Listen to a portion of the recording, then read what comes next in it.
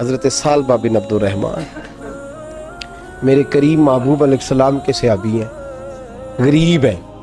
غربت بڑی اعلیٰ چیز ہے، ہاں ہاں غریبی بڑی نعمت ہے، یہ آزمائش ہے، اس میں کوئی شک نہیں، لیکن قیامت والا دن پتہ چلے گا جب غریب چھلانگ لگا کے جنت میں داخل ہو جائیں گے۔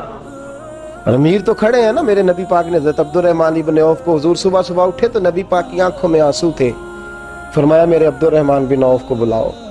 حضرت عبد الرحمن بن عوف آئے تو حضور نے سینے سے لگا لیا، نبی پاک کھول کے روئے، یا رسول اللہ حضور کیا ہوا؟ فرمایا عبد الرحمن رات میں نے خواب دیکھی ہے، سارے جنت میں چلے گئے، تو پیچھے رہ گیا، تو پیچھے رہ گیا، میں کھڑا تیرا انتظار کرتا رہا، میں تیرے بغیر جا نہیں سکتا تھا، پھر تو آیا ہے تو تیرا سارا وجود پسینے سے بھیگا ہوا تھا۔ حضرت عبد الرحمن ابن عوف تڑپ کے روئے، قدموں پہ سر رہا، حضور میری غلطی۔ فرمایا یار تیرے پاس مال بڑا ہے، تجھے حساب دیتے دیتے لیٹ ہو گئی، تیرے بیگ کھل گئے، تجھے حساب دینا پڑ گیا، تو لیٹ ہو گیا، میں پریشان ہو گیا۔ حضرت عبد الرحمن ابن عوف نے 100 گھوڑا مال اوپر رکھ کے حضرت عبد الرحمن نے حضور کی بارگاہ میں پیش کیا، کہا یا رسول اللہ یہ۔ اور پتہ ہے ایک دن کیا ہوا؟ ایک دن سرکار کے وصال ظاہری کے بعد حضرت عبد الرحمن ابن عوف نبی پاک کے گھر کے دروازے کے باہر آ کے بیٹھ گئے اور یوں سر کو پکڑا ہوا ہے، رو رہے ہیں۔ حضرت ام سلمہ حضور کی زوجہ باہر آئیں، کہا بیٹا عبد الرحمن کیا ہوا؟ جب پوچھا کیا ہوا تو اور کھول کے روئے، کہا کیوں روتا ہے؟ کہا اماں جی جب تک میرے محبوب حیات ظاہری میں تھے مجھے بتاتے تھے یہ مال نہ کما، یہ کم، میں حضور سے بات کرتا تھا تو حضور روک دیتے تھے، اب مجھے ظاہراً بتانے والا کوئی نہیں، مال کے ڈھیر لگ گئے ہیں، آج حساب کرنے بیٹھا ہوں تو حساب نہیں ہو رہا، سوچتا ہوں اگر میں پھنس گیا تو مجھے کون اس سے بچائے گا؟ آپ محبوب کی زوجہ ہیں، میری ماں ہے، میں آپ کے پاس آیا ہوں، اماں جی مجھے بتائیں میں کیا کروں؟ تو حضرت ام سلمہ بھی رو پڑی، کہنے لگے محبوب تھے، میں کہاں ان کی ترجمانی کر سکتی، میں نبی پاک کی ترجمانی کیسے کروں؟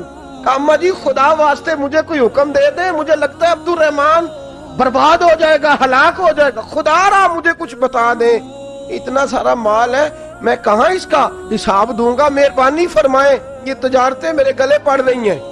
حضرت ام سلمہ کی جب منت کی تو فرمانے لگی جا بیٹے آدھا خیرات کر دے۔ کتنا؟ 2.5% نہیں، کتنے فیصد ہے؟ 50%، 50%۔ حضرت عبد الرحمن ابن عوف گئے اور 50% خیرات کر کے کہنے لگے اماں میں نے 50% دے دیے، میں بچ جاؤں گا نا، میں بچ جاؤں گا، میں دے آیا ہوں آدھا۔ تو حضرت ام سلمہ فرمانے لگی میں نبی پاک کی بارگاہ میں سفارش کروں گی تیری، اور نبی پاک اللہ کی بارگاہ میں سفارش کرے صلی اللہ علیہ وسلم۔ حضرت سالبہ بن عبد الرحمن حضور دعا کر دیں، غریبی ہے، میرے نبی پاک نے فرمایا تجھی اس حال میں ہے بہتر ہے، کرتے ہیں حضور نہیں دعا کر دیں، فرمایا تجھی اس حال میں ہے، تیسری دفعہ پھر آ گئے، حضور نے دعا کر دی، 4 بکریاں، 3 چند مہینے گزرے، کچھ تجارت شروع کی، چھوٹے موٹا لین دین شروع کیا تو 40 ہو گئیں، کچھ وقت اور گزرا تو ریوڑ بن گیا، پھر گائیں بھی آ گئیں، پھر اونٹ بھی آ گئے، پھر لائنیں لگ گئی، پھر ہر وقت حضور کے قریب بیٹھنے کو دل کرتا تھا، اب لین دین کے معاملات تھے، اب ذرا طبیعت تھوڑی پیچھے ہٹنے لگی، تھوڑا دل پیچھے ہٹنے لگا، پہلے 5 نمازیں مسجد میں، پھر زور اثر کی چھٹی، میری طرف دیکھو اور دیکھو میں کیا عرض کر رہا ہوں، پھر زور اثر گئی، پھر کچھ وقت گزرا تو مغرب بھی گئی، پھر اتنی بڑی حویلی کوئی نہیں، پھر باہر جا کے مدینے سے ڈیرا لگا لیا، جمعے کے جمعے آتے، زکوٰۃ کا حکم آ گیا 2 ہجری میں، حضرت ابو ہریرہ رضی اللہ تعالیٰ عنہ امیر زکوٰۃ مقرر ہوئے، 5 اونٹوں پر 1 بکری، یہ زکوٰۃ ٹھہری۔ اب جب گئے نا اونٹ گنے اور بکریاں گننے لگے، اوہو 1 کروڑ پہ 2.5 لاکھ، کس نے دیا تھا؟ دعا کس نے فرمائی؟ اوہو اتنا، میرے پیسے بینک سے میسج آ جائے گا اتنے کم ہو گئے، اوہو بڑی مصیبت بنے گی، میرے تو خوشی ہوتی ہے جب آتے ہیں تو اب یہ والا میسج بھی چلے گا کہ اتنے مائنس ہو گئے، توبہ توبہ، پریشانی لگ گئی، بڑی طبیعت، انکار نہیں کیا، کہنے لگے حضور سے جا کے عرض کرنا میں خود آؤں گا، اور جہاں محبوبیت ہو وہاں اتنے لفظ بھی بے ادبی ہیں، وہاں ٹھہر جاؤ، سوچتا ہوں، سمجھتا ہوں، غور کرتا ہوں، یہ جملے بھی وہاں توہین ہوتے ہیں۔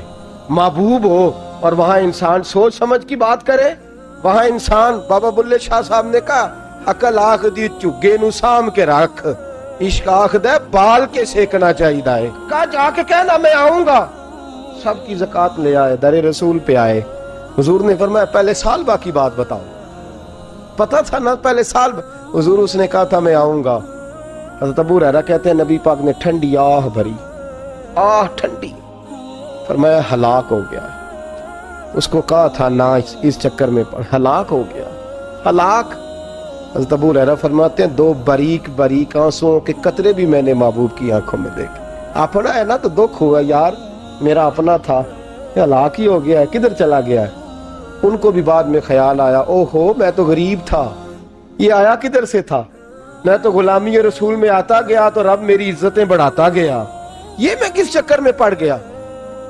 آئے لائنیں بکریوں کی لائے، حاضر کی، حضور وہ میں نے کہا تھا حضرت ابو ہریرہ سے میں خود آؤں گا، حضور میں خود لایا ہوں۔ فرمایا محبوب نے مجھے تو نہ بتا، میں تو سمجھتا ہوں، میں نے کہا تھا تو میں آ گیا ہوں۔ فرمایا چل اٹھا، دوڑ جا، لے جا۔ حضرت ابو ہریرہ فرماتے ہیں انکار محبوب نے سالبہ کو کیا، لیکن آنسو ابو بکر صدیق کے بھی نکل گئے۔ فرماتے ہیں درد عثمان غنی کو بھی ہونے لگا، تڑپ مولا علی بھی گئے۔ فرمایا جا لے جا، نہیں چاہیے تیرے پیسے۔ فرماتے ہیں سالبہ نے ہاتھ باندھے، کہا محبوبہ غلطی ہو گئی، حضور مجھے، فرمایا تجھے کہا نہ تیرے نہیں چاہیے، نکل جا۔ حضرت ابو ہریرہ فرماتے ہیں جب نبی پاک نے رخ پھیرا تو صحابہ کی زبانوں پہ بھی جاری ہو گیا یہ تو ہلاک ہو گیا ہے۔ کہتے ہیں مدینے میں قحط پڑ گیا، محبوب نے فرمایا بلال تو بھی آج لا، ایک خشک چھوارا حضرت بلال کا قبول ہو گیا۔ لیکن سال بعد لائنیں لگی یا مال کی، فرمایا جا لے جا، تیرا قبول نہیں ہے۔ فرماتے ہیں تڑپتے رہے ساری زندگی اور مال کو دیکھ دیکھ کے آہیں بھرتے رہے، لیکن کریم نے اس تجارت کو قبول۔ حضرت ابو بکر صدیق کے پاس آئے، سرکار کے وصال، حضور قبول فرما لیں۔ فرمایا ساری دنیا کا قبول ہے، جس کا میرے نبی نے قبول نہیں فرمایا میں کیسے قبول کر لوں۔ حضرت عمر فاروق کے پاس آئے، فرمایا نہ تیرا قبول نہیں۔ حضرت عثمان کے زمانے میں وصال ہو گیا۔ عزیز یاد رکھ، تجارت وہ والی کر جو تجھے نجات دے، اس چکر میں نہ پڑ جا جو تجھے الجھا دے۔ قرآن مجید کی آیت آئی اقترب للناس حسابہم وہم فی غفلۃ معرضون، لوگوں کا حساب قریب آ گیا ہے اور وہ ابھی بھی غفلت میں پڑے ہیں، ابھی بھی 2 کے 4 اور 4 کے 10 کر رہے ہیں، حساب کا وقت قریب آ گیا۔ حضرت انس آئے مسجد سے، ایک صحابی مکان بنا رہے تھے، جھونپڑی تعمیر کر رہے تھے۔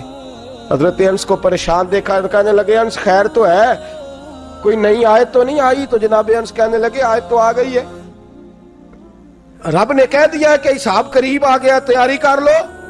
جھونپڑی بنا رہے ہیں، محل نہیں، جھونپڑی بنا رہے تھے، ابھی دیوار کچی مکمل نہیں ہوئی تھی، ہاتھ جھاڑ دیے صحابی نے۔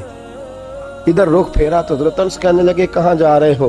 کہنے لگے بھائی میں حساب نہیں دے سکتا، میں مصطفیٰ کے پاس جا رہا ہوں، میں نے نہیں دیوار بنانی، بس بھائی میری اس دوڑ سے بس میں کوئی نہیں حساب دے سکتا، میں کمزور ہوں۔ میرے رسول کائنات صلی اللہ تعالی علیہ وسلم نے میرے دوستو تجارت کرو لیکن اس کو عبادت سمجھ کے کرو۔ اگر تمہیں چوک وہاں دکان پہ بیٹھے خدا بھول جاتا ہے اور سودا کرتے وقت رب رسول کی باتیں تمہیں بھول جاتی ہیں تو پھر تو تم وانتم موردون میں ہو، پھر تو تم غافل ہو۔